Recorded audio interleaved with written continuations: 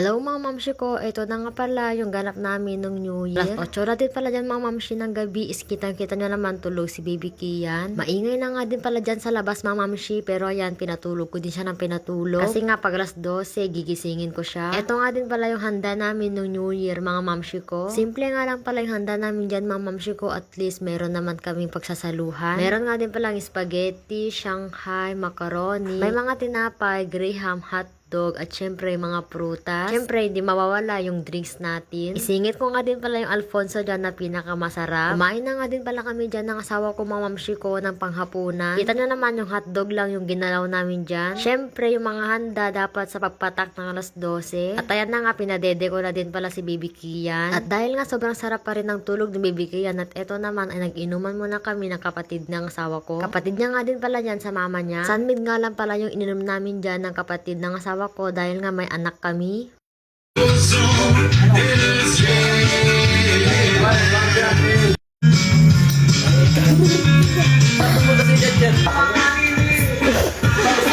Kita niya naman kanina sa video mga mamshi ko na sobrang lasing ng asawa ko. Syempre, pag New Year talaga, hindi naman mawawala yung pag-iinuman. At eto na nga, nasa labas na din pala kami dyan dahil nga papalapit na mag-alas 12. Ginising ko na din pala si Baby Kian dyan dahil nga ito yung first New Year niya.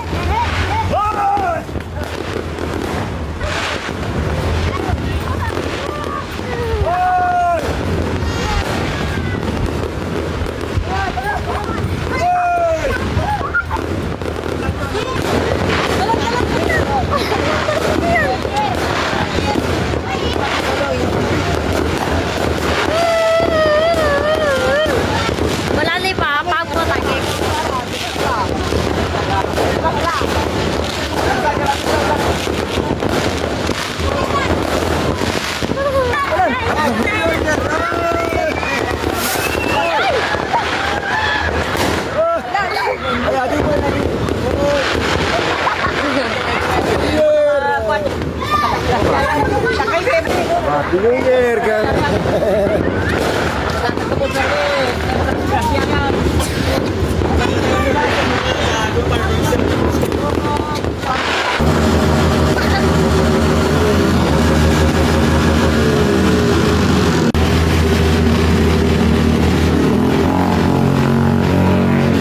Yun na nga, yun na yung New Year namin mga mamshi ko. Nung napagod na din pala kami kakatalo at kasisigaw, ay ayan na nga, kumain na din pala kami. Sobrang pasasalamat ko nga sa Panginoon at dahil nga naabot ko na naman yung taon na ito. At syempre, ito yung unang taon na kasama ko si Baby Kian. At sana maraming blessings, opportunity ang darating sa amin. At syempre, higit sa lahat ay yung pagkakaroon ng mabuting kalusugan, iwas sa sakit at iwas sa disgrasya. At hanggang dito na nga din pala yung video ko mga mamshi. Happy New Year nga para sa inyong lahat. Naway matupad lahat ang dasal natin para sa bagong taon na ito. Goodbye mga mamshi ko. Happy New Year ulit.